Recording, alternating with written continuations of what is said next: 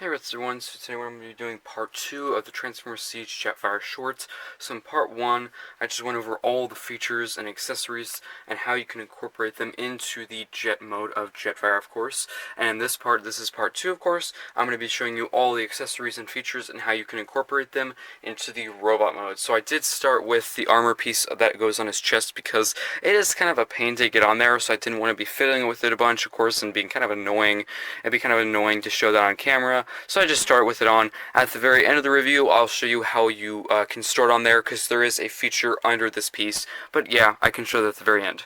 So that's about it for the beginning words, of course. So I do want to show one last feature on the jet mode. I purposely waited to do it in part 2 because it is a lot easier to get to and show you. So if you have Jetfire in the jet mode, this piece will be extended. So if you extend this piece here, sometimes it's kind of a little hard, just wiggle it. So if you bring this section out, there is these two areas here where you can put a Tidemaster. I'm not going to show it in this video because it is kind of annoying and a pain to get out, but it does work. I've done it before. I'm pretty sure I showed it in the Jetfire review. That was a while ago, so if you want to go track down that review, you can. I don't have a Siege playlist because at that time I didn't do playlists, but you could probably find it on my channel somewhere.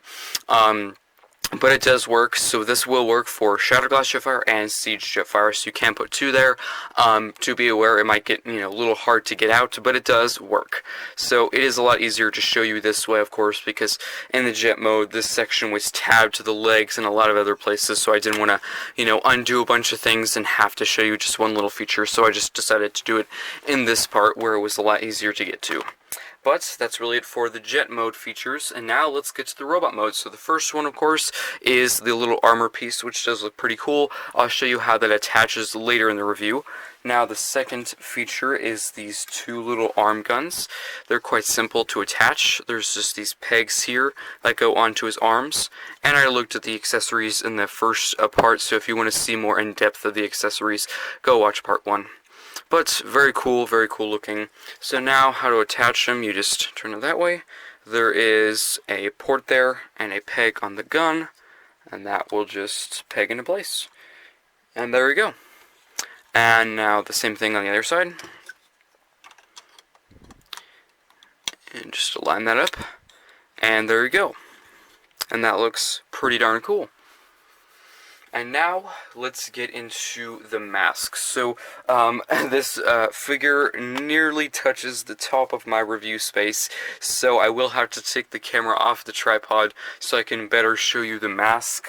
So, how you attach it is, there is kind of a little spring-loaded thing on his head, and this little peg will go right into that spot. So, I'm just going to put it on, and then I'll show you after I finished. So let's just take it off the tripod, and there is the mask. Just goes right into place, and that looks pretty darn cool. And of course you will get the same mask with Shatterglass Jetfire, just of course different paint. I'm pretty sure there is no molded changes. Of course we don't know. No one has gotten it in hand yet, so I could be wrong. I don't think there is new sculpted pieces, but I guess there could be. So now let's move on to some alternative weapon storage. So if we go to the back, and there is a port right there, so if you don't want Jetfire to hold his big rifle, you can just port it back there. And that's more of a kind of, heavy-duty, military kind of thing. If he doesn't want to hold it, you can just put it back there, which is pretty cool. I do like that, because it is still visible from the front, which I do kind of like that look, if you can see, but it is back there. He is pretty tall, so you might not be able to see it, but still, that's pretty cool. So that is an alternative way if you don't want him to hold it. And yeah, very cool. So let's just take that off there. So now we do have those 4 black weapons that I showed in the first part. You get 2 of these and 2 of these, and where those store is, so there is those pegs there, and if you cannot get them out, I just learned a small little trick. It's kind of funny. So if you just untab this section and then bring it back, it loosens the peg so it can get out, because you don't want to get your nails and pick at it a bunch and, scrape off the paint. So this is an easy alternative. You just fold it out and it comes out, and there you go. And now for the big one, there is a port right there, that just pegs into place. Look at that, and it nearly touches the top of my review space, which is, I'm glad it fits. That would be annoying if it didn't. So there you go. And now, those big ones go there, and the little ones will go on those pegs we brought out earlier. So just peg those on, like that. And there are those on. So for the plastic pieces, if you want to, let me just lower the camera a bit, you could of course attach them onto the guns at the end of the guns so it looks like it's firing, or there is these boosters here, and you could just peg those on like that if you wanted to, you know, do whatever you want, but that is an option. So now let's rotate Jetfire around to get the front view of him. And yeah, he looks pretty darn awesome. I cannot get him full in shot because he's a big boy. I will try to, though, if I just kind of move the camera back a tad bit. It cuts off a little bit of the top of the black weapons, but I think that's okay. They're not, you know, super detailed, but yeah, I got most of it. I got pretty much all of it. So of course, with this weapon you can have him hold it, but there is a really cool hand feature that I have not shown you yet. So if we bring Jetfire forward more, and you extend his arm down, as you can see, there is a peg in his hand, and if you don't want him to have a peg, just open his fingers, and there you go. There is no peg. It disappears. And that feature, I'm assuming, will most likely continue with Shatterglass Jetfire.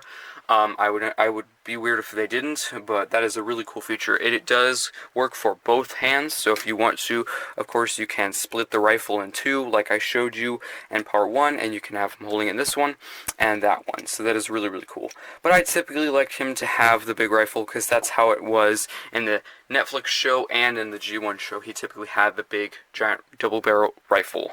So of course, you can just close it up, and that will just peg into place, get a good grip on it because it's a tight connection, and there you go. There is Jetfire fully armed up with his arm cannons, his giant rifle, those 4 black guns on his wings, nothing on his legs, which I do kind of wish maybe they kind of scrapped, you know, maybe they had just put 2 on there and just put 2 down here, but of course, you know, it is an option. There are ports on his legs, so if you don't want to put all 4 of those weapons up there, just put, you know, 2 up there, 2 down here if you want to, if you want the legs to have a little more, you know, firepower. But that is very cool. Let's, just to show you, you can, you know, put the plastic pieces on there if you want to. Put them on the big rifle or the other one. Like that. So that is pretty darn cool. So let's show the last feature. It is under the big chest piece, so I will have to remove that. So how you remove that? It's easy to remove. It's kind of annoying to put on. I'll show you. So just take that off. Sometimes these little panels get stuck to it, so you just push them off. So how it is tabbed in, there is the slot here and a slot there, and they go into these panels right here. Maybe from a side view you can see it right there, those panels. And for the clean look, you just collapse them like that, and there is the clean look. And you can just put this piece off to the side. So what the feature is, before we show that, I do want to show you, there is the filler piece. So if you're wondering where that goes, it goes right and that area right there. So that's really the main purpose of the filler piece. You know, in the jet mode, you don't need it because you can put a Titan Master. You can put a Titan Master in there, or a Headmaster, whatever you want to call him, or a Prime Master. You could put in there. This is mostly for the robot mode, so there's no empty, hollow space in there for the clean look. So what the feature is, just move up the camera a tiny bit, there is that Autobot symbol, and of course in the Siege show, you know that he started out as a Decepticon, and also in the G1 show, he was found in the ice, and, you know, Starscream found him, and they made him believe he was a Decepticon, even though he wasn't. He was a good scientist, and of course he becomes good. So how you make him become a Decepticon, you just flip this around, and boom, that's it. It's done. That's pretty cool. I quite like that. I'm assuming that feature will also carry through to the Shatterglass Jetfire. I know the accessories will be the same in the pictures on Hasbro Pulse. Of course, you know, I haven't looked at that listing in a while. I'm just assuming they would keep this feature the same. I don't know why they would not put it in there. But that is very, very cool. So, again, you can just get your nail or your finger and just flip it around. There you go. So that's about it for the two-parter shorts. Just did this so I could catch you guys up on all the features that come with Jetfire, because maybe if you weren't able to get Siege Jetfire, or you forgot, you know, all the features that come with it and you have the figure, well, now you know again all of the accessories and features that come with Siege Jetfire. You will get them with Shatterglass Jetfire, of course. Different paints, a lot of different paint, of course. I'm really looking forward to that figure. It's the last Shatterglass figure so far. I don't know if we're going to get like a second wave. Not sure. I'd be okay if they did one, maybe just take a break for a while. I don't want a huge full Shatterglass line. Just, you know, every once in a while put out 2-3 figures, maybe 5 like they just did. But we will actually have a Shatterglass figure pretty soon. We'll have one September 1st. That's what it says on Hasbro Pulse. It could be delayed. I don't know. But I'm looking forward to that a lot, because Shatterglass line probably is one of my very favorite concepts that Transformers has done ever. And I think that's it. So I'll see you next time.